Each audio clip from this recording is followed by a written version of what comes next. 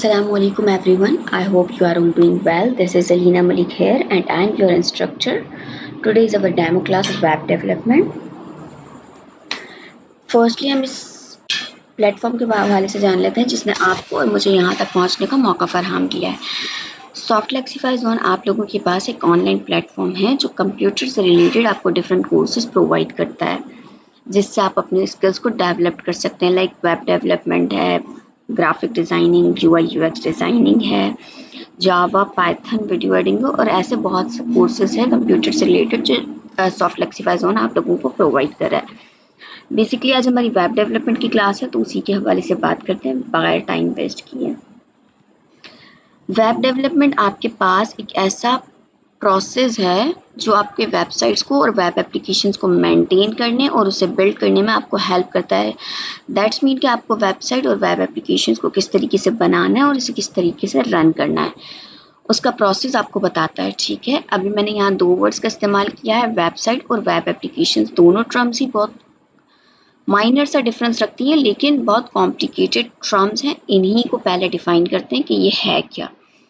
सबसे पहले वेबसाइट के बारे में देखते हैं कि वेबसाइट क्या है। वेबसाइट आपके पास एक डिफरेंट वेब पेजेस का कनेक्शन है जो डोमेन के नेम के थ्रू हम इसे कनेक्ट करते हैं। वेब पेजेस आपके पास ऑडियो टाइप हो सकती है, टेक्स्ट टाइप्स हो सकती हैं, वीडियो हो सकते हैं, उसके अंदर डॉक्यूमेंट्स, इमेजेस और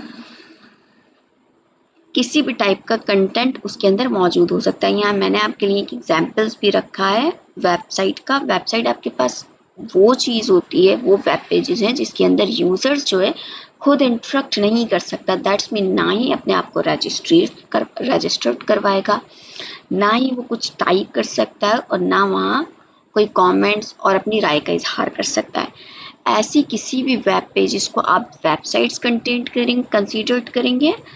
आफ्टर दैट वेब एप्लीकेशंस पर आते हैं। वेब एप्लीकेशंस आपके पास एप्स और सॉफ्टवेयर है जो वेब ब्राउजर्स पर एक्सेस करता है। ठीक है, वेब एप्लीकेशंस आपके पास मोबाइल और डेस्कटॉप स्क्रीन पर शो करवाए जा सकते हैं। वेब एप्लीकेशंस और वेबसाइट्स दोनों को बनाने के लिए सेम ही प्रोग्रामिंग लैंग्वेजेस का इस्तेमाल किया जा सकता है।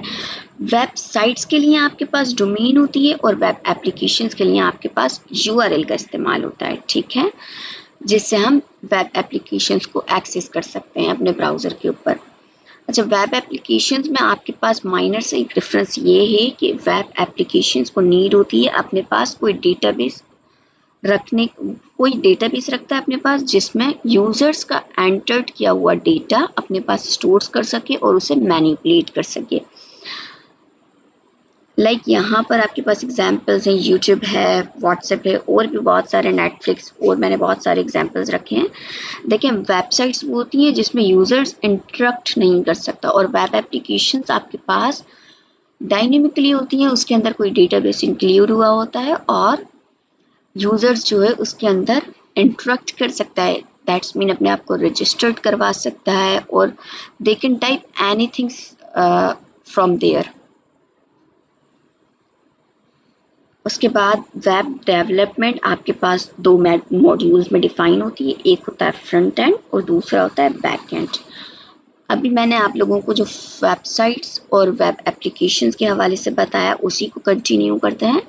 तो जो वेबसाइट्स थी आपके पास जिसमें यूजर्स जो है इंटरेक्ट नहीं कर सकता था, जस्ट यूजर्स जो है उसे देख सकता है,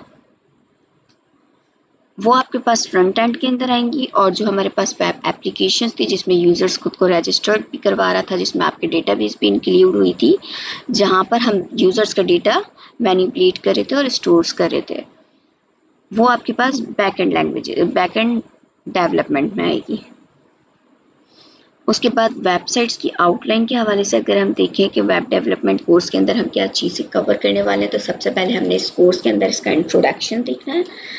देन ये प्रोग्रामिंग लैंग्वेजेस पर डिपेंड करती है, तो हम इस कोर्स के अंदर HTML, CSS, जावास्क्रिप्ट, PHP और SQL सर्वर्स जैसी लैंग्वेजेस को कवर करेंगे। बेसिकली HTML लैंग्वेज आपके पास आपकी वेबसाइट्स का स्ट्रक्चर क्रिएट कर देती है आपको कि आपने क्या स्ट्रक्चर अपने वेबसाइट का क्रिएट करना है।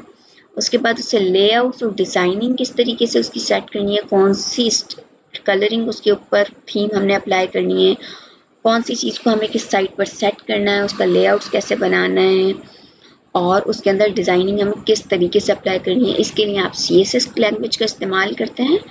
देन उसके ऊपर फंक्शनैलिटी परफॉर्म करने के लिए कि भाई कौन सा बटन किस तरीके से काम करेगा, कौन सा पेज किस तरीके से वर्क करेगा, कैसे फंक्शंस उसके अंदर एक्सेस करेंगे, उसके लिए हमने जावास्क्रिप्ट को इंक्लूड करना होता है। बाकी वेब एप्लीकेशंस और सॉफ्टवेयर्स के लिए मैंने आपको बताया था कि हम जो है डेटाबेस इंक्लूड करते हैं। वहाँ पर आपके पास PHP और SQL सर्वर आएगा। SQL सर्वर आपके पास बेसिकली एक डेटाबेस है और PHP उसके साथ इंटरलिंक्ड कर उसे इंक्लूड करने में आपकी हेल्प करती है। लैंग्वेज है एक टाइप की।